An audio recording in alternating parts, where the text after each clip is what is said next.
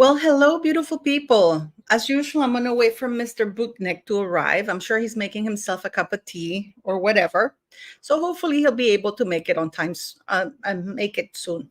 So hello, beautiful people. How are you? I'm going to start the live right now while we wait for I hope you don't mind me talking while we wait for the angry Butnik.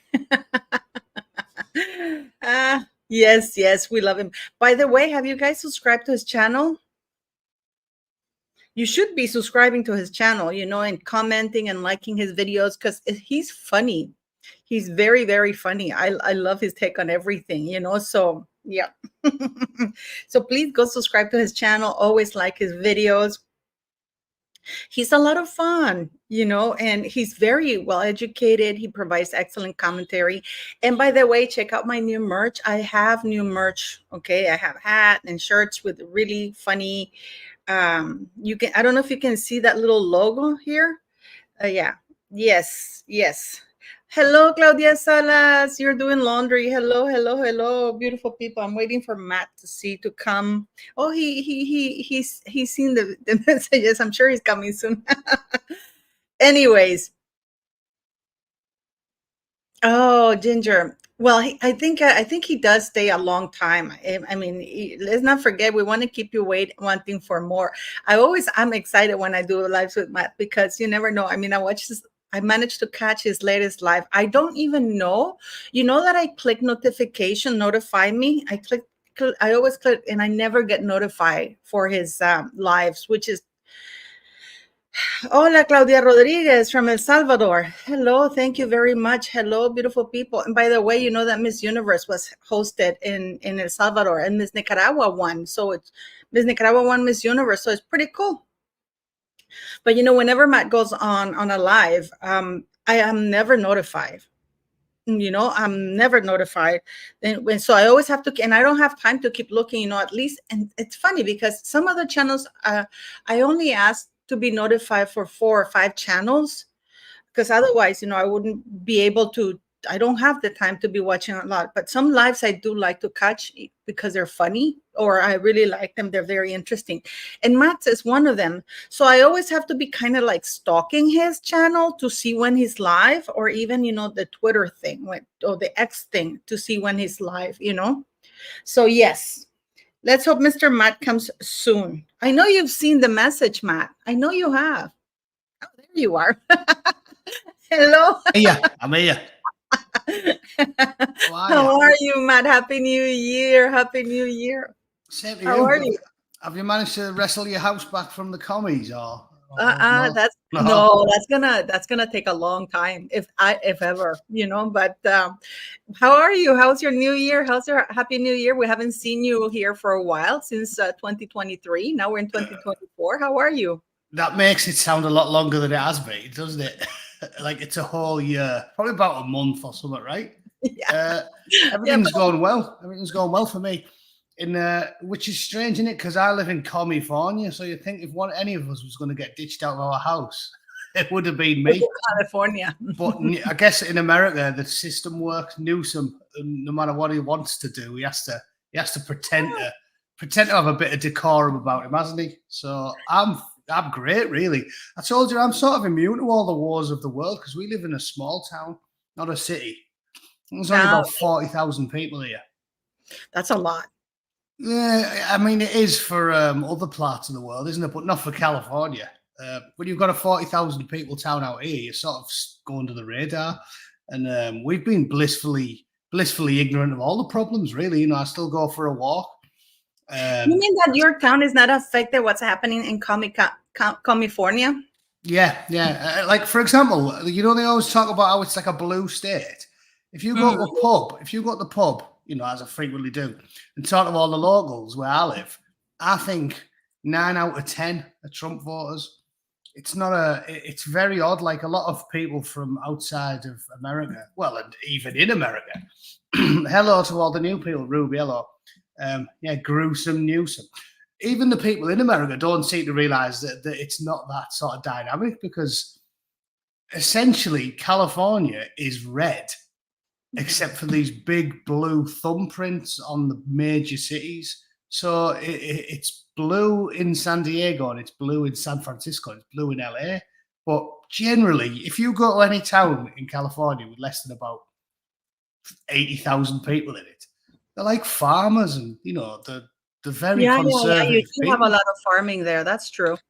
They are the conservative people, and when you look at the electoral map by county, that's what you see. It's not a blue. It's not blue. It's a red state with some big blue thumbprints on it. So that's it really. San Francisco, Los Angeles, San Diego, blue. Everywhere else, red. And where I live, it's good. It's nice. You don't get accosted by hobos. You don't get you don't see many. You see a lot of migrant workers because there's a lot of farms here, but they're all nice people who came here illegally and do some honest work. Yeah. It really isn't as bad as you think. And I always have to make that point because everybody loves having a pop with me because most of my viewership are sort of libertarians and right of centre. And they love taking the piss out of me and saying like, "Oh, didn't you watch a homeless man shitting in your lawn this morning?" And I'm like, "No, I didn't. They do see that in San Francisco, but not where I live." But do you think it's because when everybody thinks of California, everybody thinks immediately of woke? It's immediately associated. Could it be because there's so much, depending on the population of each city, and because they're the biggest cities that are known? For example, Hollywood, shocking there. You know what's really weird about it is it's weird how the power of social media and Silicon Valley and the MSM, where this, it's unbelievable now. It's propaganda in line with everything you would have expected from like a George Orwell novel. Like they read 1984 or Brave New World and they said, "Yep, that's what we're going to do." like they used it as an instruction manual. Because the whole thing with the last 4 or 5 years has proved it now. We're not in the realms of conspiracy anymore, right? Ever since Musk bought Twitter and released all those documents for a massive tranche of documents, because when you buy a company like that, obviously you get all of the records, and big companies always have meeting minutes. They take a lot of notes, and I know this from working for a big corporation. It's like that's how it works. They take meeting minutes and send out actions, so that you have to be like that when you have a massive corporation, because that's how you make sure stuff gets done. So every time they have a big meeting, with what's his name, Jack Doorstop, like I like to call him, Dorsey, and all of those planks sitting around a big boardroom. Yeah. There's a secretary taking meetings, and they have all these action notes, and it's to make sure that all of your heads of department go and do the work that's required of them. So when they released all those documents, there was millions and millions of them, and Musk gave them to Matt Taibbi and a few other independent journalists, and they just spent the last 4 years going through them and releasing them periodically. And if you follow him on Substack, you can read them. And what we now know is there was an aggressive, concerted campaign with collusion between the FBI and the CIA with the mainstream media companies and the Silicon Valley big tech guys to amplify everything they possibly could, and sometimes outright make things up that were negative about Trump, and crush and silence anybody who said anything negative about Biden. And it's not a conspiracy theory anymore. No. Do you remember the New York Post broke the story about the Biden laptop? Twitter banned the New York Post off Twitter. I remember that. I remember that, Matt. I remember that. Wasn't Twitter found that they were in collusion with the government? And I hate that they use the word conspiracy theories in order to make it sound like it's fake or it's not true. They always use the word conspiracy when it's actually a theory. Well, the amount of conspiracy theories that were proven to be fake now with the benefit of time and hindsight, it's staggering, isn't it? It's almost every single big story that was negative about Trump that came out in the run to the election was fake. It was just outright fake. It was either quote mined, where they just... You know what a quote mine is, right? I know that English is your second language, so you might, some of the terms I use a bit. Do you know what a quote mine is? I don't. I'm not proud. I'm not arrogant to say I do. I don't, Yeah. because maybe some people here don't know either. What is a quote mine? And besides, for all you guys, if you don't know, Matt is actually incredibly smart. Don't be fooled by his, like his bloke appearance. He's actually quite smart. Bloke appearance. If by that you mean I don't look like an androgynous tranny, I'm very yeah. Thanks for that.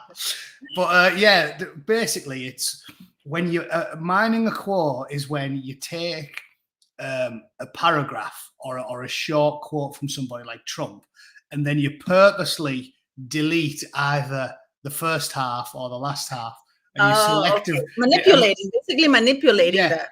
But it's a very cunning, subtle form of manipulation, because you're not really lying, because they're not. It's not like using only parts that are. You just use part of it to illustrate an idea that suits your agenda, right? Exactly. Now people think this is why it's so pernicious, because a normal person would think, yeah, it's bad if like they get a thing of some footage of Trump talking, and he's like, and then they like dub it badly, like a Chinese movie. You know, where they're like, you, like that. That'd be like outright lying, but people don't notice quote mining, so it's way more pernicious and cunning and subtle.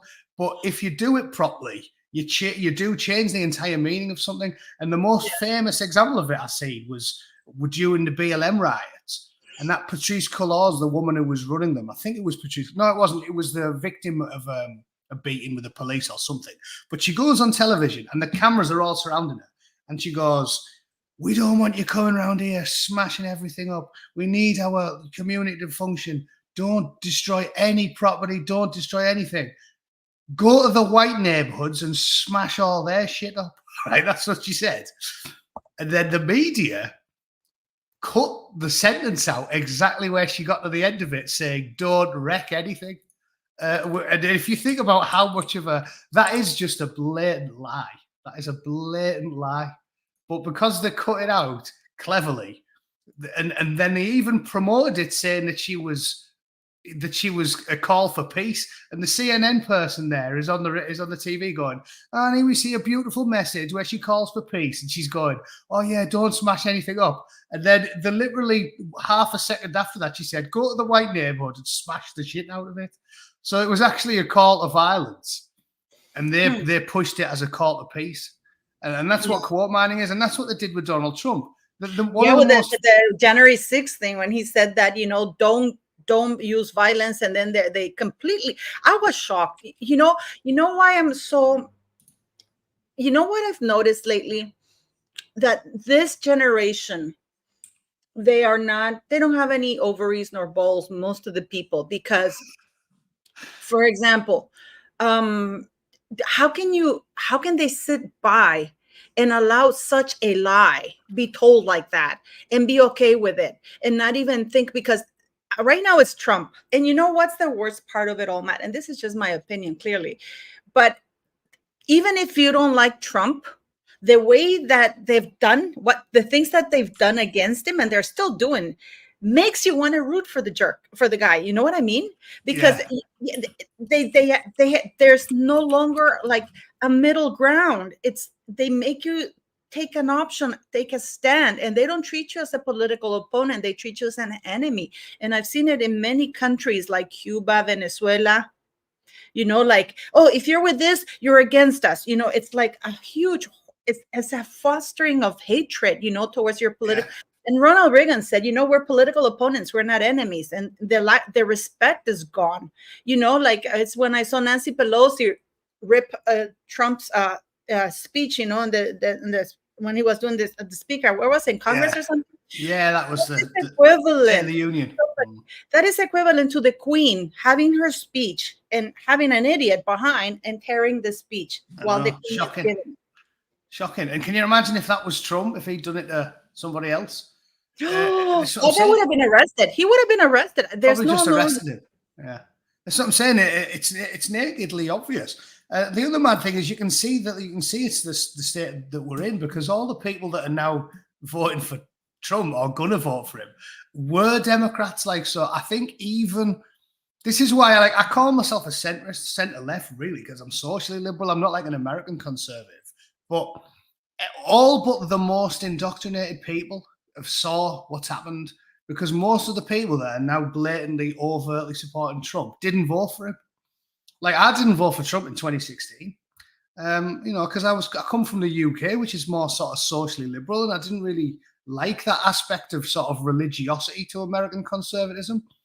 But 10 years later, here we are, and I'm like, of course I'm going to vote for him, because the alternative is this weird authoritarian 1984 lie about everything, crush dissent, weirdos who've just got, I mean, you know what I mean?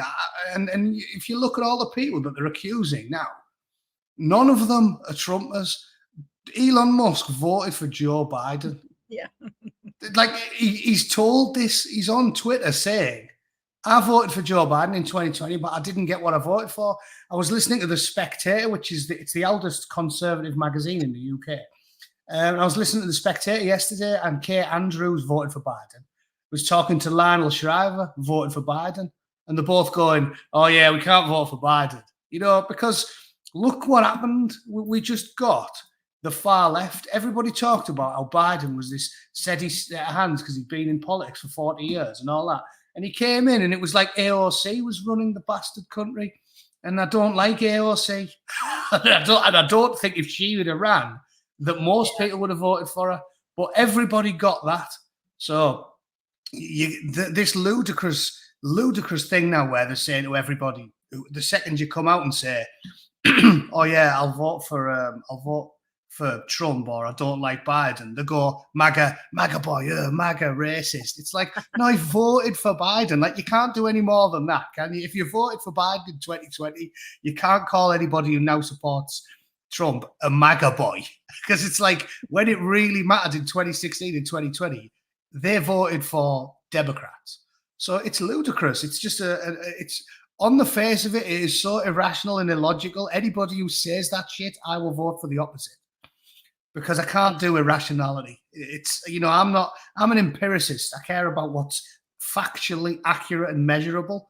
And this is why I didn't consider myself a Republican when I first moved out here in like 2016.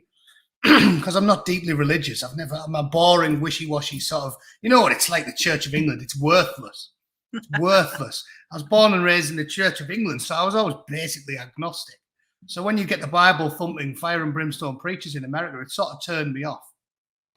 But now I'm like, hey, hallelujah, sign me up for church. Like, it's the alternative. Because again, because I'm a pragmatist, right? It's because I'm a pragmatist. You go to mass now. Yeah. I'm a pragmatist. And I've never been an idealist, which is why I'm the way I am. Because, you know, like, for example, my missus will they be turn more you into that. That's the worst part of it all. That you've doesn't it make you feel like you're left with no option but to 100%. But that's what I'm saying. It's ludicrous. Like, to live in, to me, to be an idealist is to be infanticized. Sort of like, it's childish, because we've got what we've got. And we get what we get. There's nothing, and hope or thinking about something. I hate it being. I know, like, I'm frequently accused of being insensitive, right? Because I've told you this. We've talked about it. I am insensitive. I had to say, I almost beat myself watching your live, the one that.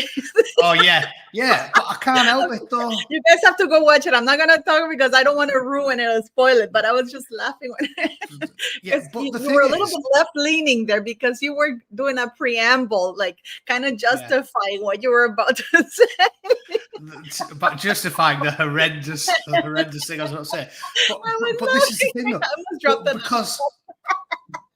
because it's logical, right? And I told you, like me, when I was a nipper, my mum died when I was a little kid, so I only got raised by men. You know, my dad is like a burly steel worker from the north, and I had an older brother and an uncle Ian and a cousin Lee. Like, we just have a male family. So I became very manly in that respect, in that, you know, all of the old tropes, you know, back in the days when we knew what women were, we knew what men were. We knew these things, and normal women know these things, and normal men know these things. It's not hateful to say that. For example, I read a brilliant one in The Guardian where they were calling Trump misogynist, saying, do you know what Trump said? Trump said women are more emotional than men. And I was like, What? So he's actually talked to a woman in his fucking life. You know what I mean? But it is true. I mean, normal people don't get offended by this. If women say things about men all the time that we know are true, men don't listen. No, we don't. We're shocking. Men don't listen. Men are insensitive. Everyone knows all these things. And when women say it about men, nobody gets offended because we go, yeah, we are like that. But for some reason, when you say things that are true about women, that the woke lunatics, because they think humans are infinitely malleable and you can just decide you're a woman on a Wednesday and then decide you're a bloke on a Thursday, and then Friday, I'm back to being a woman. Yeah, I mean, that's insane. Right. You know, if somebody wants to know about gender, try milking a bull, and you'll know. If you want to learn gender, you'll find out. It's not hard, is it? You'll find out rather quickly whether what's a male and female bull. Exactly, and this is what I'm saying. Reality matters to me, and because of my upbringing, I know it's a failing on my part. I am a bit insensitive. And I'm not an emotional or a sentimental person, but I am pragmatic because of that, and it makes me logical. So it swings and roundabouts. Am I the best person to comfort a crying child? No, I admit it's a failing on my part. You know, like when someone really old dies in my family, I look like a prick because like someone will be like, my missus will be crying, and I'll be like, yeah, but he was 98. Like, that's a win.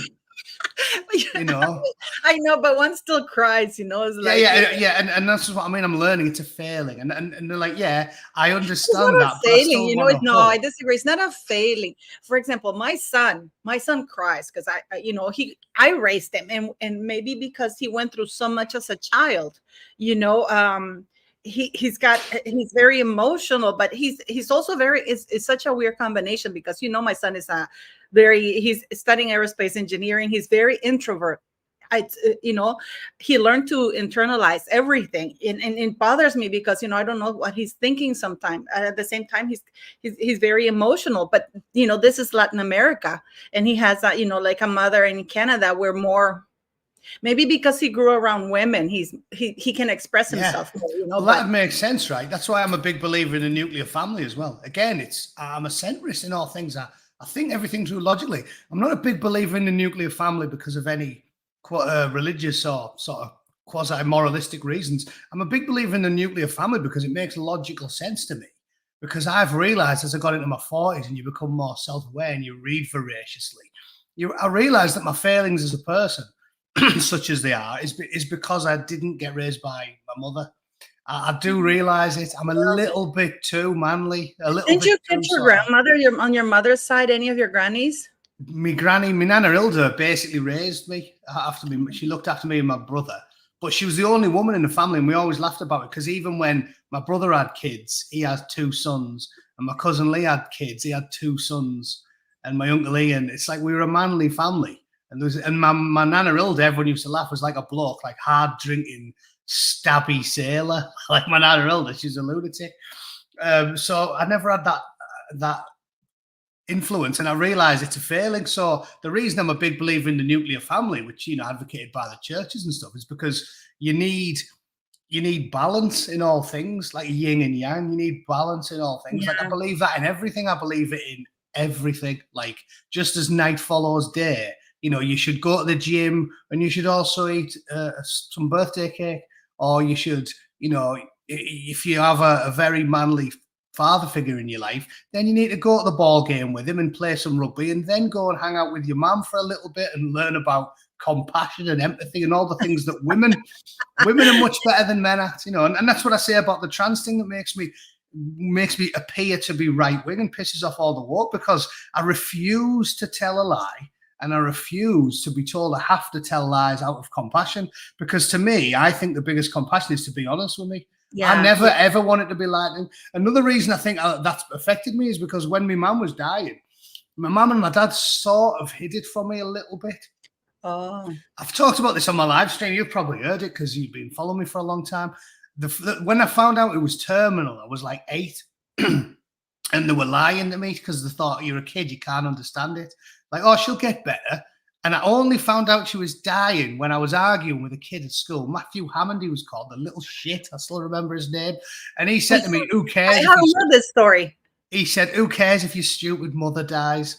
And I didn't fully know that it was definitely happening but my mum was close friends with his mother, and she'd obviously told him and said, "Oh yeah, you know, you got to tiptoe on Matt. His mum's dying."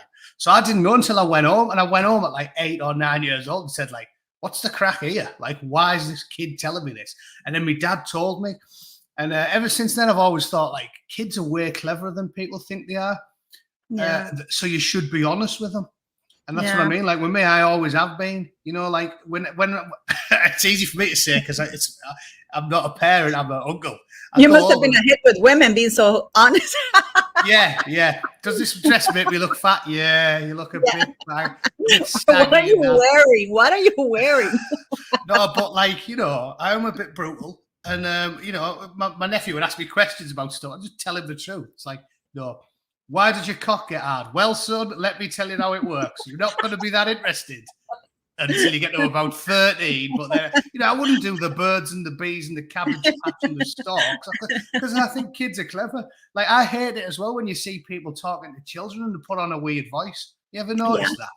It pisses me off. Like when I see like a 6-year-old and you see like a childcare assistant talking to them and they're like, "Hey, I never did that with Henrik. I don't do that. I'm like, all right, mate, how are you? I've never done that with Henrik. You know, with Henrik, I always talk to him. Like I used to even sit with him and I would read the newspapers or politics or my reports, you know, when I was working and I was doing political reports and stuff. So I would sit and read the reports in a very soothing voice, you know, so-and-so killed so many 20 people. Wow.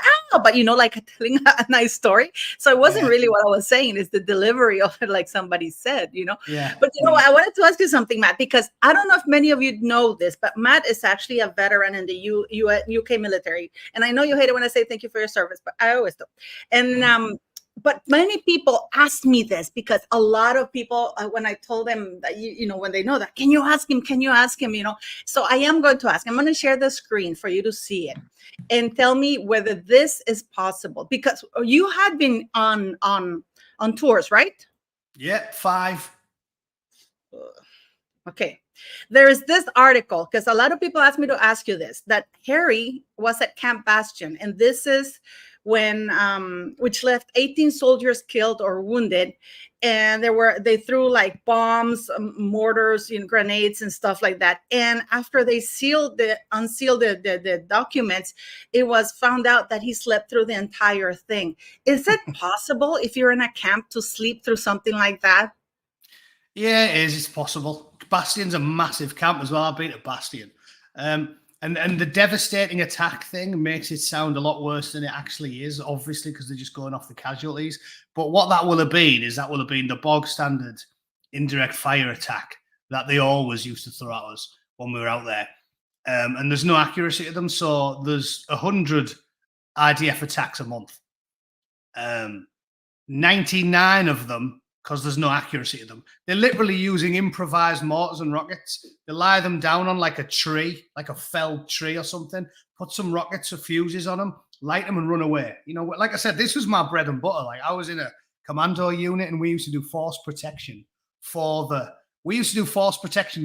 the shiny ass soldiers who don't do any real work, like people like Prince Harry. So we used to go out doing these force protection patrols, and you'd find these improvised rockets leaned up against a wall or up against a felled tree with a fuse on, and they used to just fire them off. So 99 out of 100 wouldn't land and kill anyone. But every now and then they'd get lucky. And it was the same when I was in Baghdad, and there was 100 every day. 99 of them wouldn't do anything. And then one landed, I remember when I was in Baghdad, one landed smack bang in the middle of a tent full of Gurkhas. It was Nepalese lads. Killed like 15 of them. And it's just the luck of the draw. So when you're on a camp that size, it's common. You know, every now and then you'd be lying there and you hear an explosion in the distance. It's not the type of thing you'd freak out about and wake up for. So it's entirely possible on a camp that big that he didn't even get up. The other reason being, maybe if you were on a small camp, like when I was in Baghdad, we were at the BSU, and they had hardened accommodation, which is like proper bunkers where you can go in when you're getting shelled. But Camp Bastion is just a tented camp. So there would be no reason for him to get up because you can't do anything. Do you know what I mean? If he wasn't on QRF, which is the quick reaction force, which is always nominated the day before sort of thing, every 24-hour period as a QRF, so they can respond to when you're getting shelled or mortared or attacked. But if he wasn't on the QRF and there's no hardened accommodation and there isn't in Camp Bastion because it's literally just tents, he probably did sleep through it. There would be no point in him getting up in the first place. Yeah, the article says source close to the prince today, however, suggests that he was aware that an attack had taken place. And it's something because a lot of people are wondering about this thing. Like I have this image that I'm showing to you because there's also confusion about the wings, because I also contacted the military or the UK military, and they don't come out and say he's a pilot. They always specify to me that he's a co-pilot gunner. And this is from actually their website, where it says Captain Wales qualified as a co-pilot gunner in February 2012. He was posted to 3rd Regiment Army Air Corps, part of 16th Assault Brigade, to gain further flying experience and to operate the Apache on a number of exercises before deploying to Afghanistan in September 2012. I mean, translate that to me. What the hell does that mean?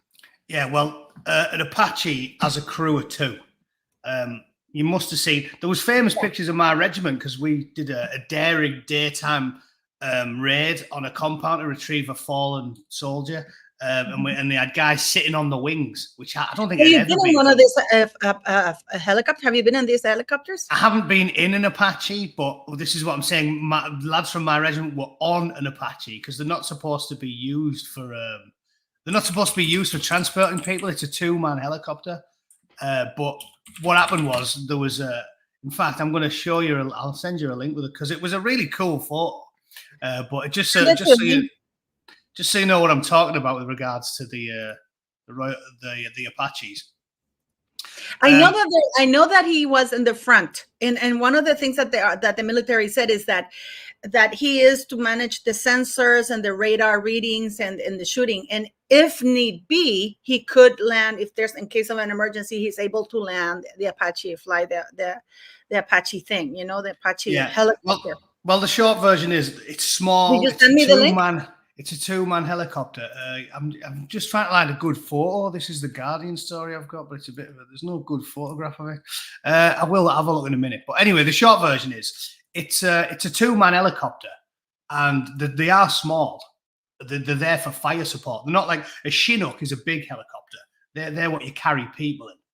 Or a Sea King, you can get like 12 people, I think, in a Sea King. Apache's a 2-man helicopter. The pilot sits behind the gunner. So they sit right next to each other in what they call in tandem. The both can fly in an emergency, yeah, but generally the pilot is the guy who moves it and the gunner is the guy who marks the targets. A lot of it's computerized as well. So, I mean, it's not like he's literally like hanging out of a door. A gunner in a helicopter, like a lot of civilians would think, it's like on the Vietnam film where the blokes shoot it out of the side of the door gunner. A gunner in an Apache is the guy who sits in the front, the pilot's behind him, and he uses all the technological gubbins to mark targets and shoot them. But yeah, it's just a small 2-man helicopter. Oh, there we go. There's a good photo. It was, British commandos riding on a helicopter into What? Yeah, this is cool. I'll put a link in the chat there. Where is it? There it is. Oh no, that's the. I'm trying to put an emoji in there. There you go. I'll put it in the chat for you. Where? Yeah. But that's cool. That was a famous incident where you had like blokes sitting on the wings of an Apache. You can see in the photo how small the helicopter is. I don't see it. Did you send it through WhatsApp? I put it on the YouTube, the chat, on the live chat. I haven't seen your chat. I haven't seen the comment here because I want to bring it up to you, but oh yeah, it says you have to connect your YouTube account. Hang on, I'll try and do that. No, just send it to me by WhatsApp and I'll post it. I'll pull it up. But so, because this is the thing that people are confused, because he does have wings, but he's a co-pilot gunner. Because I did reach out to the UK military. And another thing that I wanted to ask you, Matt, given what Harry has been going on around saying in Spare that he was doing drugs all this time, how could he have obtained a pilot, even a co-pilot's license? Well, I told you that. It's because the rules are different for them, aren't they? It's not like there would have been, like, for example, you get compulsory drug testing in the military, CDT. It happened to me a couple of times. They turn up on base and then just put out a big tannoy and say, like, CDT are on base, nobody's out to leave anywhere, and you get drug tested. There won't have been drugs tested, Harry, will there? He'll do whatever he likes. So I keep telling you, the rules are different for people like him.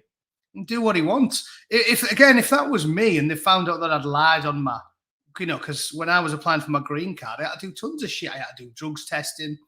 I had to do an interview. I had to do a police interview. I had to go to the embassy in London and do loads of shit. If they'd have found out that I was lying my ass off the whole time, they would have revoked my green card and deported me. But they're not going to do that to him because he's Prince Harry.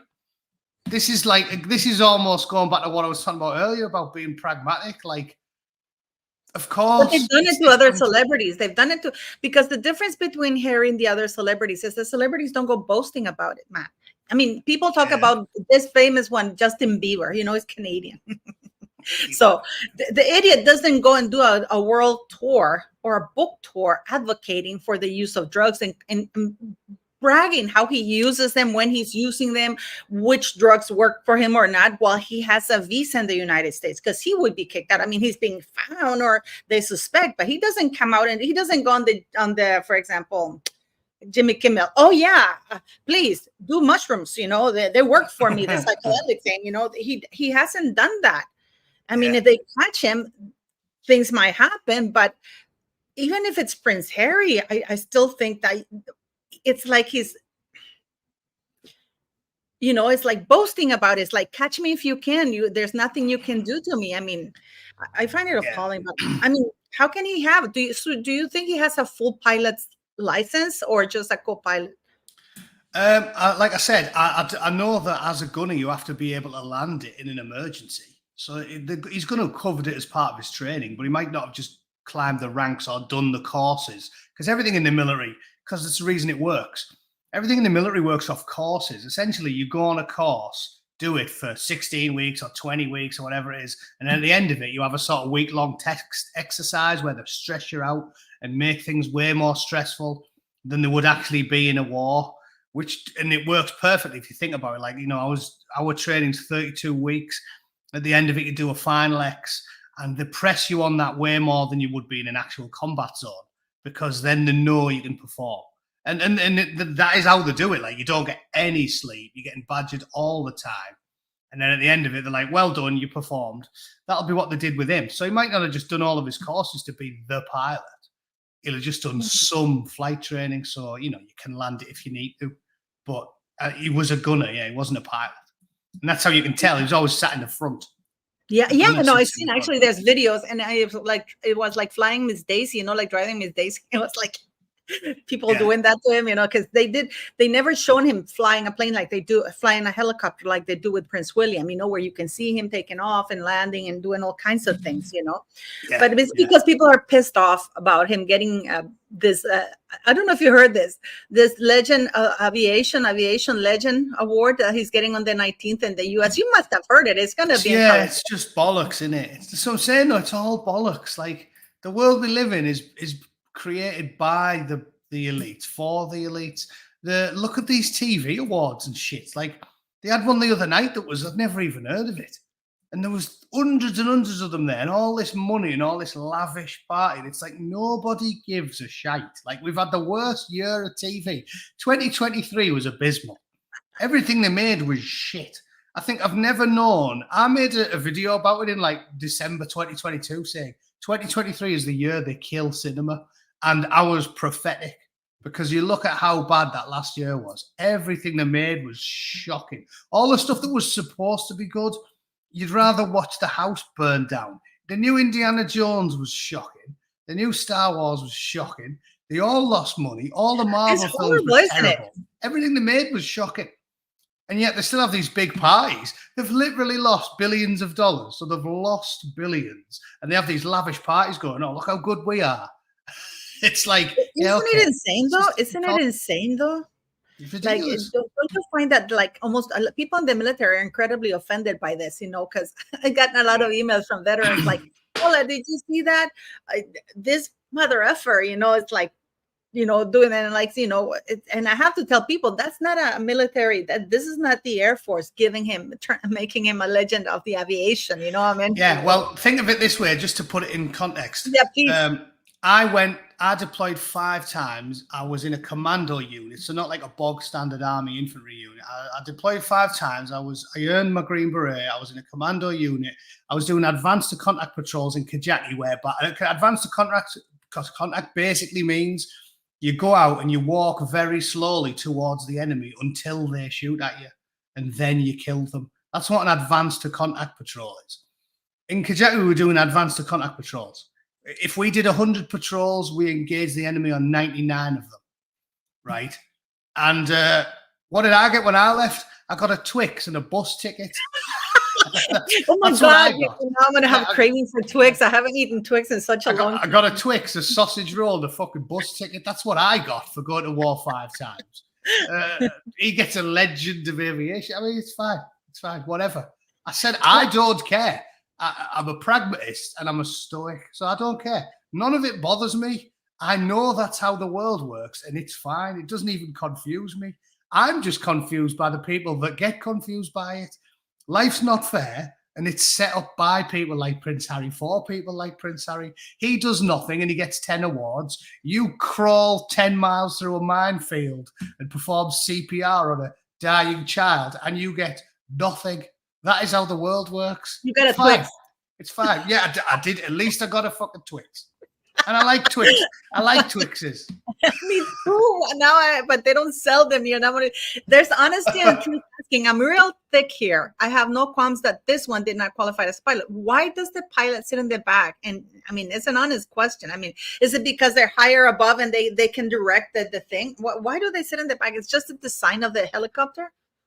I believe it's specially designed to sustain hits from rounds, so it's very, very it's tiny, the cockpit in an Apache.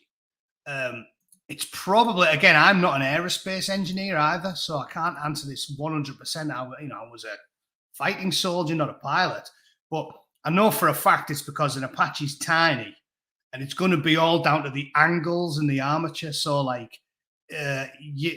basically, it's quite an amazing feat of engineering to have something that weighs tons and is bulletproof be see-through.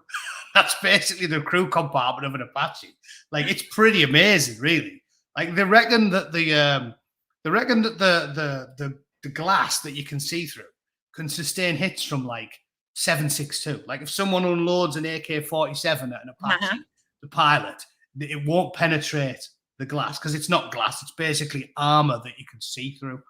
So the reason is going to be is that very, very distinct ergonomics are going to require to squeeze them in there. So it's this is where he sits higher for space. Yeah, the pilot's raised and it's square. They're basically stuck in there. It's going to be down to the space limitations and the very, very intricate ergonomics they're going to require. That's why things are shaped a certain way, isn't it? As well as to make the rounds ricochet off them. No. So it's going to be specially designed to be as nothing's bulletproof, bullet resistant as possible. Yeah, but not everybody is level-headed like you, and I can understand it because even as kids, when you have brothers and sisters and you get punished for something, and then and your brother gets away with that, you go, "What? Why is it? Why am I? Why is the belt used on me and this idiot gets away with it?" You know what I mean? Yeah. So it is kind of like. I understand. I was angry. Because I'm thinking, like you said, the world is not like that for everybody. But then I started getting, like you say, you crawl through 10 kilometers or 10 miles of barbed wire with landmines or whatever, and you get a Twix here. They're waving the Twix at the end, who cares? Who cares? No, but I quite like it. I quite like it. Especially if they lose loved ones, they're like, wait a minute, because he has medals, participation medals, one for going to Afghanistan, and the other ones are the Queen for the Jubilees, right? That he got. Yeah. Do you have medals? Yeah, but only the bog standard ones you get for deploying. So you get an operational service medal if you deploy to an operational, like a war zone, basically. There's a big difference, right? You get chocolate. We call them chocolate medals, like the sort of like the little the candies that look like coins. Chocolate medals are the ones you get for nothing. The Americans give tons of them out, like, because I guess they can afford it. The medals cost money. The Brits are a bit tight with medals. Because it is funny. I've only got what have I got? Like 4 or 5. And then I see some National Guardsman, he's got like 30, and I'm like, fucking hell, where's he been? You know what I mean? But we call them chocolate medals. A chocolate medal is where you just get given it, like Mickey Mouse stuff. Yeah. Like a real medal you earned. Participation trophy kind of thing. Yeah, like for example, there's loads of chocolate medals where they just give them out for anything. Oh, this means you qualified as a marksman, have a medal. It's like, fucking hell, that was just training. But I've got 5, so it's like operational medal in Iraq for invading Iraq, and then you get a rosette on it. Afghanistan, Northern Ireland, I did 3, and then you get long service, and then the Queen's Jubilee with their chocolate medals. But yeah, I mean, you get them. You only get a really good one if something hardcore happens, like a military cross or something. My mate Matt Croucher, he got an MC, and that was for military cross. It's like, I think it's the really big one in the United States and in the UK is either the Medal of Honor in the United States or the Victoria Cross in the UK. And basically, to get them, you almost have to die. Like I think 80% of the people who get them die. They're medals. The ones that these twats get, they're not medals, they're just chocolate medals. It's like you get them for being there, for turning up. Medals should be earned, you know what I mean? Of course. Of course, this is why people are angry, though, because how can this, like you say, you know what I think the issue with Harry and Meghan is, and this is just my opinion, is just the way they flaunt it. At least the royal family, if they're giving you medals and stuff like that, or other people, they're very quiet about it. Let's do our shady stuff underhand, like then you find out about it months later. But Harry and Meghan's just like slapping everybody with that and flaunting, and it's like you can't do anything. This is why people are pissed off, I think. I get that, because it's like, how can they flaunt this as nothing happens to these two idiots, because they don't even try to hide it or, cover it up a little bit, like Hunter Biden with his laptop kind of thing. By the way, I wanted to ask you about that. Why did Marjorie Taylor Greene was going to question him at the Senate, remember? And he got up and left. How can he just walk out and left like that? Because you can do what you want when this is what I'm saying. Harry was doing it with the court, wasn't he? They were saying, like, in all the papers back home, he just didn't turn up for court. Like, if that's a normal person, you go to jail. Harry was just like, yeah, it's fine. And when he turns up a day late, they're like, where were you? And he's like, it was my when he went to court. He do went whatever you want. Yeah, he showed up a day late. I've forgotten about that. You're right. You're right. You could have been. Can do what he likes. If that was me, it's contempt of court. I get 30 days in prison. If that was me, I'd shortly after be trying not to drop the soap in Wormwood scrubs. But if it's Harry, he can just do what he wants. Same with Biden. Because this makes me laugh. I'll tell you what it is. What makes me laugh is when Americans talk down to British people about the monarchy and say, oh, yeah, look at you. It's so old-fashioned. You've got these monarchs who are in charge of you. And I'm always like, yeah, but you have as well. The powerful. It doesn't matter what the title is. It's ridiculous. Yeah. Obama's a monarch. And do what he wants. Big Mike's a monarch. Big Mike's the queen. The queen with the biggest dick in history. Monarchs. Aren't they? They are. They can do what they want. The Kennedys. The coward of Chap Critic. Have you ever heard of him? The coward of Chap Critic. No, I haven't. I haven't read that. I'm going to look for it. He left a young girl to drown. Ran away. He was on a date with her. He crashed the car, and then he left a young girl to drown. Ran away like a coward rat that he is. And the next thing, he's in Senate for 40 years. They've got their own royal family. So I mean, let's just keep it in perspective. You can have the titles and all this, but ultimately it's the world set up by the powerful for the powerful. It doesn't matter what they are. Matt, if you see a question that you hear in this, because I'm dyslexic, so guys, bear with me. I see Dell. Ukraine's just started conscription for women. Well, I'll tell you what I think of that. Conscription for women is better than what they've been doing, which is conscripting Down syndromes. I was talking about them the other day. I seen a video of one in the trenches. Poor bastard's got the mental age of like an 8-year-old, and he's in the trenches and fighting in Ukraine. This is what I'm saying. There is nothing moral about what we're doing over there. Nothing. We have Del Plummer here, Chap Critic. What's Yeah, that? that's what I said. The coward of Chap Critic. That's what I'm talking about. It was a famous story about Kennedy. He crashed the car, left a young lass trapped in the car, Oh, and then yes. she I remember drowned and that he he ran did. away. Yeah. And nothing ever. I remember that one. It's Yeah. fine. Oh, He can do that's what he the wants. one. And Oh. this is what I'm saying to you. Would it be any different if that was Edward or Charles when they were young? It's the Well, same. Prince Philip had that accident. Remember when he was very old? That he crashed that getting out of this intersection. Oh, He was yeah. like 95, 96, and Yeah. apparently he was blinded by the sunlight or something like that. He was lucky nobody died, but nothing Yeah. happened to him. He was He just doesn't as do what they license. want. So I'm Yeah, saying, just as so license taken to away. answer your question about Hunter Biden, he can do what he wants because he's a monarch.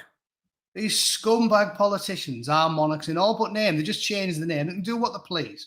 Hunter Biden can do as he fucking pleases. And that's just... But the Republicans are going after him right now, aren't they? Yeah, the only way I can see him maybe something happening to him is if they take everything, if they sweep to power massively with like the Senate, the House, but even that, I mean, you know, I prefer Trump, but it's like they do all look out for each other, and he's an elite as well. Like, because didn't he? He said he was going to lock Clinton up, and as soon as he got in power, that sort of died. He didn't really. But the problem with that, when he got in power, he immediately started to be impeached. I don't think they gave him time. Well, maybe. I think this guy was impeached twice. I don't think they gave him time for anything. He was fighting charges of Russian espionage. Yeah. I don't think he had time. I mean, he was like, and I really think it was done on purpose. This is just like the Clintons, you know. It's just I find them both repulsive, to tell you. Repulsive. You know what else made me laugh? This is what made me lose all respect. I'm always ahead of the game, me. That's Sam Harris, right? I used to follow him for years because when I was a young lad. Who's that? Sam Harris is one. Yeah. So they call them the new atheist movement, right? But when I was really getting into it, when I was in my 20s, the sort of like early 90s, they called them the Four Horsemen. And it was Sam Harris, Christopher Hitchens, Richard Dawkins, and a guy called Dan Dennett. And I was really into them because they're all intellectual people. But Sam Harris, I jumped ship years ago because it was clear he was losing his mind, and I lost all respect from him and deleted him and stopped following him when he said Christopher Hitchens, who was one of my big heroes, like my literary heroes, Christopher Hitchens, and he said, "Oh, I like to think that no matter what, Hitch would have definitely voted for Clinton over Trump." And that was when I was like, "Fuck this guy. He hasn't got a clue what he's talking about." Because if you actually read and listen to Hitchens, he despised the Clintons, and he wrote about them at length about how perverse, degenerate, lying. Basically, he went on Bill Maher's TV show in the early 90s and said Bill Clinton is a rapist, and no one else had said it at the time. That's why I've always liked him. I've modelled myself on him since I was a teenager. I love that because I love how much of an argumentative prick he was. That's what I like. If something's true, just fucking say it. Yeah. And he did, and I will.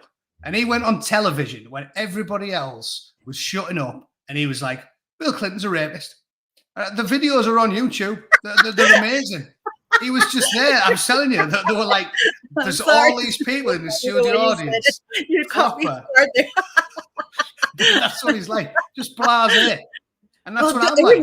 I remember Hillary when Bill Clinton said, I never had sexual relations with that woman. He was even being demeaning to the girl because let's face it, back then, 22-year-olds are not the same as 14 years old, because girls now that are 14 years of age are like the equivalent somehow of a 27-year-old. He slithers, doesn't he? The Clinton. But the worst part of it all was he doesn't walk. He doesn't walk. Yeah, he slithers. Yeah. But the worst part of it all, Matt, is how Hillary claimed fighting for him.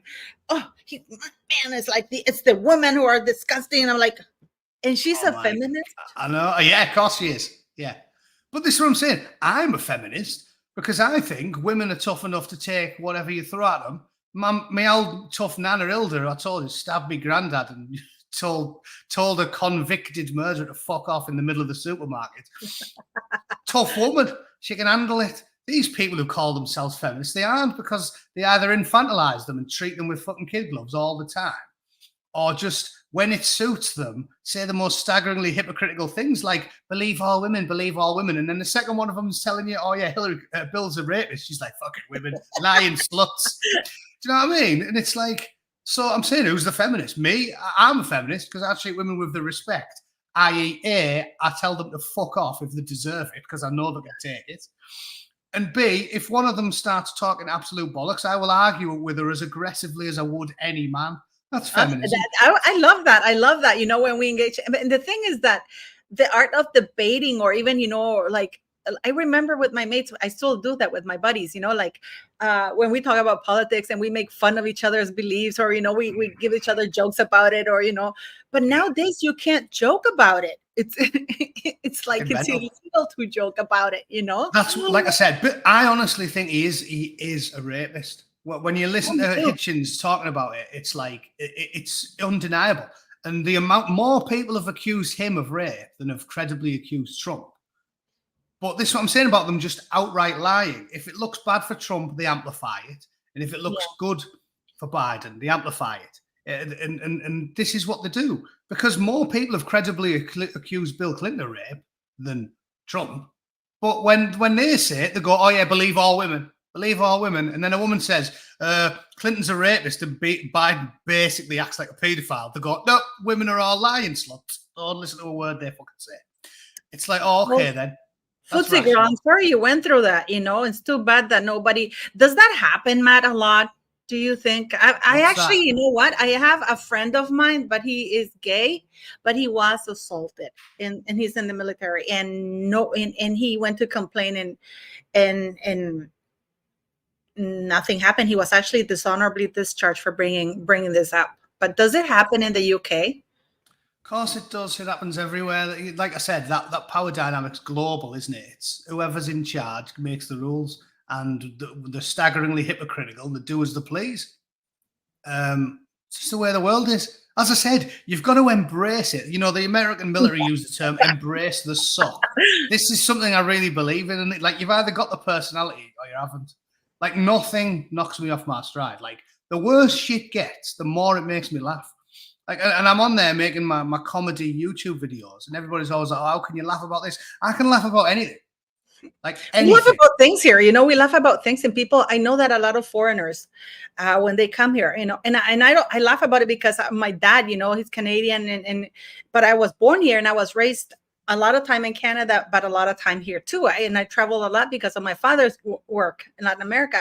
In every country in Latin America, you know, they could be wars and they'd be making fun. I remember during the war here in 1978, I mean, people were being roasted. I mean, we saw a guy being wrapped in barbed wire and, you know, set alive. And the guy, you know, somebody shot him, you know, to put him out of his misery. And I remember some guy said, at least it wasn't roast chicken. I mean, and everybody was laughing about it, you know. Sense of humor in adversity. It's something I believe in. Ultimately, this is what I mean. You've got to be a realist, because you can sit there and cry and delude yourself as much as you can, but it doesn't achieve anything. The only thing that achieves something is doing something about it. So there's nothing makes me like, oh, woe is me. I'll just sit in the bed and cry all day. Just get angry and do something about it instead of just whinging. That life's not fair, and it never has been. It never will be. She did do something about it. She did go up, and she did, but nobody wanted to believe her from what I read in the comment. And I'm sorry you went through that. It's happened to me with my ex-husband. Guys, I went through 10 years of, I won all the trials, and, you know, people were still trashing me, and I fought until the very end. And even though I won every trial in Norway, you know, at least he can't say I screwed the 7 judges in Norway in spite of, because I won there too. But, you know, it's something that, you know, of course I'm doing things. I'm taking charge of things. I'm going to Norway. I'm going to fight, you know, I'm going to be in television there. And it's actually a big news, but not always it turns like, took me 10 fucking years. You know, yeah. and I mean, if you want to be traumatized and go through stuff, and you know, Matt, I just want to say something, because you know how you say you were brought up and by men and you don't cry. I didn't used to cry because I was brought up by my grandpa, and my grandpa was, oh, you dislocated your leg, shake it off, walk it off. You know, it's like, but after I won all the trials, I don't know if because I went through for 10 years, it's like now I cry at the drop of a hat. And it pisses me off because I wasn't like this. And my son makes fun of me, you know, but I don't know. I wanted to ask you about this. Do you watch Tucker Carlson at all? Sometimes on Twitter, yeah, sometimes. Did you see the guy who came on and said Obama was gay? Funny. Did you watch that? I did watch it, yeah. The problem with that is, again, you have to be as impartial as you can if you're going to make informed decisions. There's a large part of me wants to believe it, primarily because it's funny and I don't like him. But I don't think that guy was credible. You have to be balanced around these things. You really don't? You really don't? I don't think he's credible. What I'm saying is, I'm not saying that he definitely isn't telling the truth, but I'm saying you have to approach it with balance. And he didn't bring all the receipts to the table, so that I'm definitely going, yeah, 100% he was bumming Obama. I think what I'm saying is, I'd like that to be true, and it's hilarious, but I'm on the fence on that one. It's just one bloke talking in a studio. And it was so long ago now that I don't think you can take it as gospel, is what I would say. Because think about it. You say that about... Go on, sorry. No, maybe he didn't bring all the receipts because he was too scared and he's keeping them. You know, we have seen people tend to die around these people, you know? Oh, yeah. Well, we know that. Oh, yeah. Like that one who was dropping all those things about Seth Rich, who was leaking documents, and the next thing he got mugged. But they didn't pinch his wallet or his watch, and they shot him in the back 8 times. Like, oh yeah, that happens during muggings, doesn't it? Yeah, there's loads of good stuff about it. I find it all funny. But the other thing is, I would say, ultimately, that isn't really that relevant to politics anymore because he's not going to run again. It's just funny. Isn't it something? You know, somebody pointed something out that all the presidents, after they finish their term, they go back to their state. He's very close to the White House, Obama. Yeah, I don't. Well, the other thing I would say is it doesn't invalidate his ability to be a sort of, what's the term for it? A consultant, right? If he did bum a bloke in a limo, it doesn't mean that he can't act as a consultant for the Democrats. So it's not that relevant, is it? It's funny, but it's not that relevant. Like, it's not like you go, oh yeah, but he was bumming a bloke, so therefore we'll just invalidate 10 of these laws that he passed. Like, it's not that relevant, isn't it? It's just if it's true, he's just another lying bastard. But we already know he's a lying bastard, so it doesn't really matter if he sucks blokes off or not, does it? Not in the grand scheme of things. I wanted to ask you about this because this is actually bothering me. Did you see this news? Do you know who he is? Of course I do. Everybody knows Fritzl. Everybody knows. Yeah, that's a bit mad, isn't it? Please, what do you think about this? I am so angry about this because this, you know, there's certain things that his daughter, what he did to his daughter, I think they have, she mothers some children of his, right? Well, I told you, my opinion, I'm sort of socially liberal in many ways, but the one thing I'm mega right-wing on is crime and punishment, because it works. Like, when you go to places that are dead strict, like Singapore, you have a clean, pleasant society. And when you go to places that are soft as shite on crime, like England, you basically have total lawlessness. So on this type of shit, I'm mega right-wing, and I just think, if you know for 100% fact that the person you're dealing with is 100% guilty, right? Because I've always said this about the death penalty. They said they had to get rid of it because there's nothing worse than putting an innocent man to death. And I fully agree that is like horrific. But in this day and age, when you can prove things beyond all reasonable doubt, you could have it on the back burner and just say, if we've proved it, you go to prison for the rest of your life. But if we know for 100% that you definitely did it, i.e. in cases like this, just kill him. Like, I'm a believer in capital punishment for the worst shit, because I just think any crime where you could rehabilitate someone, it makes sense to rehabilitate them. But when someone is fully broken to the point where they do shit like this, what's the point in keeping them alive? It's my opinion. And I don't see that that's mega right wing. It just seems to be logical, like pragmatic. Like, if someone like a thief or a burglar or a rapist or stuff like that.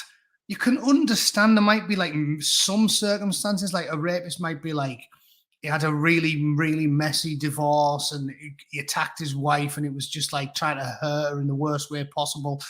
Yeah, he should do 15 years in prison for it. Like, we're way too slack with crime in general. But I'm not saying you have to kill them all. If there's an understandable reason for it and an understandable cause and you can rehabilitate them, yeah. But if you're just a total monster, like Ian Huntley, the one who killed those 2 little girls in England. Yeah. There is no situation where that guy's going to get rehabilitated. No. But this is the thing, which is the point I was going to make. They punch holes in their own argument because they always say, the legal system isn't about retribution. We're not savages. The legal system's about rehabilitation. Right, yeah, but then this is what I'm saying. They shoot their own argument down because the lefty woke twats always go, oh, yeah, it's about rehabilitation. It's not about punishment. And then when someone does something really monstrous, like Ian Huntley, they go, oh, we've changed the law, so now he gets a whole life term. So he'll never, ever, ever be released under any circumstances. And they go, yeah, like it's a win. And I'm like, well, hang on. You've just punched holes in your own argument because you said it's not about punishment. It's about rehabilitation. And now you're celebrating because you're saying he'll never, ever, ever be released from prison. My argument is logical. My argument is if you can rehabilitate them, rehabilitate them. But if you've got a monster whose brain is broke, then there's something wrong with your brain if you do that type of shit. You're not normal. You can understand a mugger or a burglar or whatever. But if you do shit like that or you enjoy killing children, there's something wrong with you. So the pragmatic, sensible thing to do is to just get rid of putting a dog down. Get in a humane way, right? I'm not a total savage. I'm not saying put him on the 9 o'clock news and beat him to death with a brick. I'm just saying, like, humanely put them down because there is no point in it. And there were 5 children. Just get rid of him. But can you imagine? You've heard that they're trying to because he's confused. This guy is so smart because he's in something like that. He's very clever. He could be pretending to be an idiot or confused, so they let him out because this expert, because of his age and stuff like that. Can you imagine the daughter knowing that this guy is roaming the streets again? Get rid of him. Get rid of him. Same with all these asylum seekers that they've led into Germany. I read a girl in Germany came out of a supermarket and bumped into a rapist. He kept her hostage. She was a Yazidi taken by ISIS. And they kept her in like a dungeon for months and raped her. And then she comes out of the supermarket in Germany. She bumps into the guy because Germany gave him asylum. A murdering rapist from ISIS. I'm saying just get rid of them. Like, I don't see the point in these people. I don't see the point in them. And like I said, breath. Yes, he's still alive. They're thinking of releasing him. And my argument's logical because I'm consistent. Rehabilitate when you can. Get rid of them when you can't. They say, no, rehabilitate. Or unless they do something terrible, then we'll never, ever let them out. Nice one. And it's like, no, well, so you're not being consistent. You don't want to rehabilitate these people, do you? You know, I agree with Brendan. I think the wife knew, but she didn't do anything. She didn't do anything. You know, it's just so terrible. I just thought I asked because, and I wanted to show you something because I just can't believe you're a bloke, right? You're a bloke. I just want to show you this. Is that Jeff Bezos? That's Jeff Bezos, and that is Lauren Sanchez out in town. That woman is practically naked. And her face is looking like the Terminator every day, more and more and more. You know, if she sits too close to the fire, she'll melt.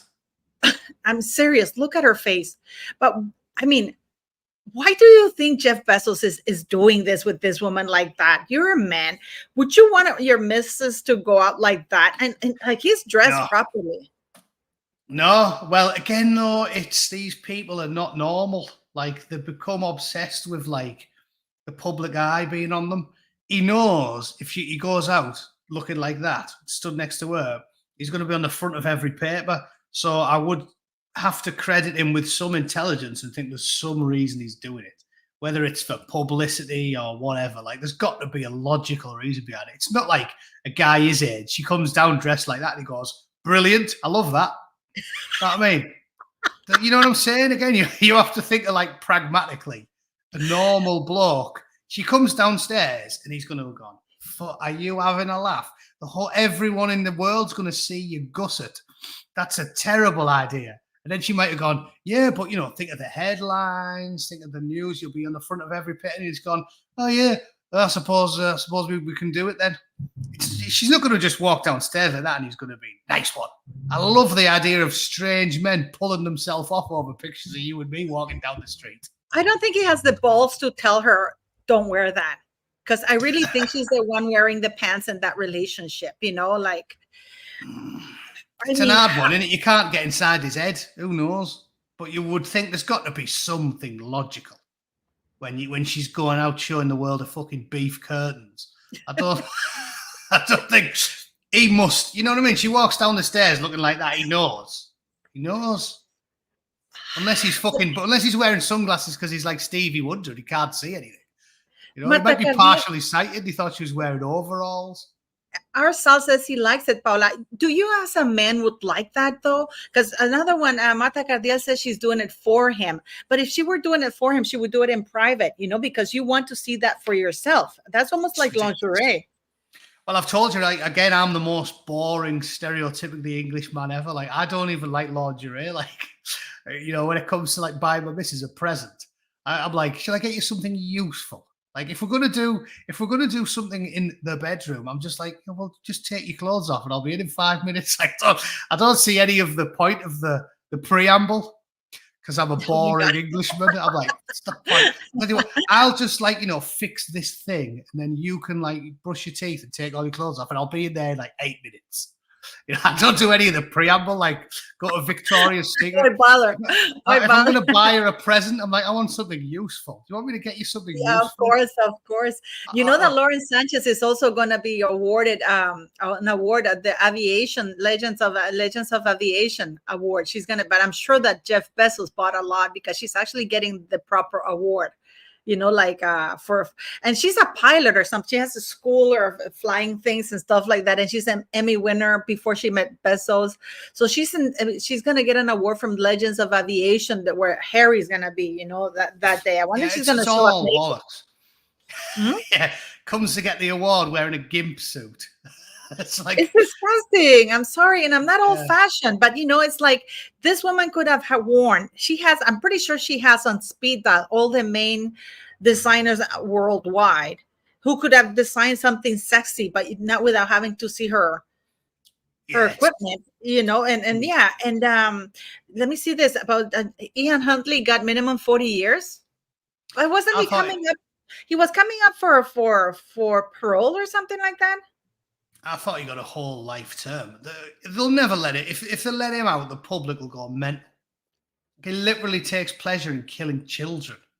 95% of the public would support bullet in the head, throw him in the sea. So I can't see them letting him out. But again, the world's gone mad, so who fucking knows?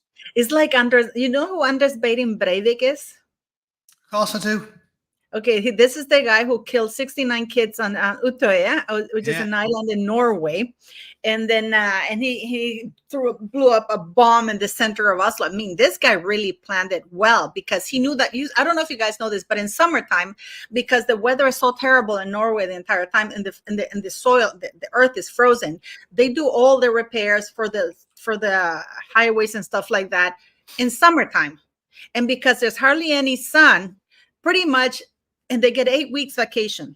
So the entire police force is basically off. You go to Oslo in summertime and you'll see that the police, very little police, because the government believes they're very socialist, that everybody's entitled to 8 weeks vacation. And, summer is the time to do it.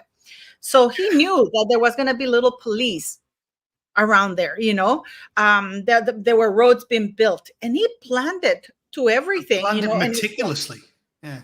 You don't nail 69 people, I think it was, without planning. 69. He killed 69 children.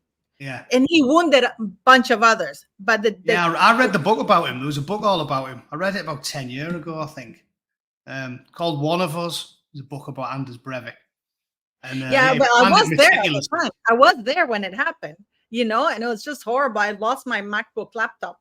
Because I was there, because I was in Fridays, and the whole thing, it was Oslo is very small, and we're in the building that he blew up was like 3 blocks away from Fridays. If any of you from Oslo, you know what I'm talking about. And the bomb is just like, and all with fertilizer. But what I'm saying is, like in Norway, you cannot be condemned to more than 20 years. And I mean, he managed to sue the government for cruelty, in spite of the fact that he had his TV. He has a very nice cell, guys. It's like I remember joking about his cell. Yeah, at the time I think I was living in an apartment in York. And I remember seeing the cell and going like, his cell's nicer than my apartment, and I have to pay for that bloody thing. Yeah, and he has a computer, and I don't think he has internet, or I think he has limited access to internet, but he sued the Norwegian government for cruelty because they were limiting the amount of people he could see. And he won. Yeah. I mean, I don't think he's ever going to get up, because he's 20 years and apparently they can hold him. But if he's enough rehabilitated. That is just an argument for the loony left, though, isn't it? It's like the loony left. And the reason their ideology is completely crazy is because they always say that that if you could put it down to one thing, what they believe, they say there are no grand narratives. And that is why they do crazy things all the time. Because anything that comes to us as a result of received wisdom, they have to question it. It's the core of their ideology, this weird sort of neoliberal, it's a mesh of like authoritarianism, neoliberalism, and postmodernism. But at the very core of it is every single thing you think you knew, you don't know. So, because it's received wisdom, come down. Conservatives believe you should, like Benjamin Disraeli, one nation conservatism. It's the belief that you get things passed down to you from your generation to generation. And it took centuries of effort and learning and refining to get to a good place. So you should keep it. And the neoliberal woke psychopaths say, get rid of it. Chesterton's fence is a famous one. Have you ever heard of Chesterton? He wrote about the fence. Famous conservative writer, because he said if a conservative comes across a fence in the middle of a field and there's nothing around it, it's just like a couple of fence posts, they go, what's this for? Why is this here? And they might go around the fence a few times and they'll get a tape measure out and they'll measure the fence. They'll do everything possible to understand why is the fence there. But the liberals go, get rid of it. What's that there for? Get rid of it. They don't think before they do, because they've been taught to question all these things. There's no grand narratives. And that's why they say woman is a man, man's a woman, up is down, left is right, let the rapists out. Because they're questioning everything. They don't believe in received wisdom, and people like us do. We do believe it. It's like, it is incredible. I mean, before we go, because I know but I don't want to take too much of your time, but before we go, I'm just going to touch upon something, because I do want to hear what you have to say. You're very pragmatic. What do you think is you remember there's a guy who predicted that the Queen was going to die on September 8th. And now he's saying that Charles is going to die on March 28th, 2026. What do you think of how Charles is doing right now? Because you're a Brit. I mean, how do you think he's doing right now with everything that he's doing as head of state of the UK? Terrible. But I mean, I'm going to say that because we've talked about it. I don't like him. He's bought in with these globalist psychopaths who run the world, do not allow any form of dissent. So he's just towing the line that they run the whole world. There is nothing that he you can see how it's like coming from above, because they don't disagree on anything. We've got quite a lot in common, but we'll disagree on some stuff. All my best friends, we've got plenty in common, but we'll disagree on some stuff. This lot, everything they say is like it's off a facsimile. He doesn't disagree with the psychopaths that rule the world in any way, shape, or form. So it's coming from somewhere. Charles King Sausage Fingers agrees with fucking Klaus Schwab on everything. John Kerry, Biden, Schwab, Sausage Fingers, Rishi Sunak, Keir Starmer. They all believe the same shit. They pander and they talk about the same shit all the time, which proves it's coming from one place. Because you know what I mean? We might agree on, like, me and my dad will agree on 9 things out of 10, and then we'll disagree on something. But on this shit, the whole entire world is in lockstep. on every single issue. They had the fireworks in fucking London for New Year's, and the first thing they're talking about coming out on a tannoy, like they've got it off 1984, was diversity is good, gay marriage, lesbians, climate change, fuck everything. They're all on the same page all the time. So it's bollocks. The bloke is a skin suit. They talk about these great resets, the great resets. Well, let me tell you, Klaus Schwab and the psychos that run the world saw the death of the Queen as a great chance for the great reset.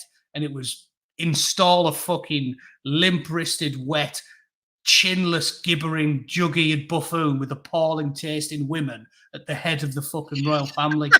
That's what that was. Do tell me how you feel about Charles. Tell me, how you. Yeah, I really do think that with the death of the Queen, I'm a hardcore Queen lover. I love the late Queen. Even you, I actually touched me a little bit when you said the other day at the end of the live, God save the Queen or something. It says, because even people like you had respect for the Queen. Oh yeah, I did. Yeah. And it's like not a fucking son, either of them. In fact, all three of them. They're terrible, but like it's too bad. I do know, what's too bad. Princess Anne couldn't inherit the crown, because I think she would be kick-ass. I would love Princess Anne as the Queen of England, but there's nothing. Do you think how long do you think it's gonna hold on to that? Because you saw what happened to Queen Margaret of Denmark, right? She abdicated to that weasel of a son she has to cover up for the affair he was caught in Spain. Yeah. But what do you think of Queen Margaret? What do you think he'll abdicate? Do you think Charles will abdicate or what? Nah, I think he'll cling on to power like a fucking limpet, because that's what all these people are like, absolute parasites. We're stuck with him. We're stuck with him till he snuffs it. You think so? But he doesn't look healthy with those fingers. And I talked to a doctor, a friend of mine, and she said that those kind of fingers it's a result of heart and and because I don't know, but. Have you seen the size of him? I feel sorry for him when he has to scratch his own ass. That must be a fucking have a severe limp for a week after that. Yeah, I hate the bloke. This is what I'm saying. I'm a pragmatist and I follow the evidence where it lays. I'll just end with this, and it's you should try and do the same. Always be willing to change your mind, and you follow the evidence where it leads. I didn't vote for Trump in 2016. I didn't like him. Now I will. Now I do. Whatever it takes. Did you vote for him right now? Oh, definitely.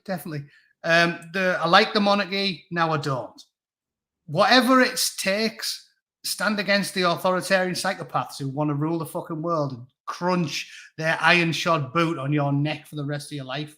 Like, nothing is sacred. Nothing is too sacred for me to get rid of.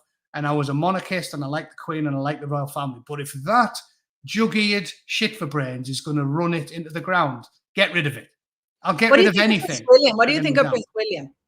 I like him all. I like him more than all the rest of them. Maybe if he was to get installed in the short order and actually talk some sense, he could pull it back from the brink. But as it stands, get shot of it. I'm not wedded to anything where I won't change my mind. And I think that's a rational place to be. So, yeah, we'll see what happens. Well, Matt, I'm going to be on to you because I don't want to wait too long to be on a chat with you. You know that I love your chats. And you know what? I'm still, by the way, guys, let me see. I have it here. This is his channel. I don't know why you haven't gone to subscribe. If you haven't, go subscribe to his channel. Click the notification bell. It never works for me, but it pisses me off. I'm on the shit list. I'm on the shit list. Yeah. No, but I don't know why. I have to stalk you. I kid you not. Whenever I'm not at the farm or at the school, I'm actually looking for it to see where you are. And then I see, shit, you had a live, because I see it on X, right? Oh, they wouldn't send my own mother my fucking videos.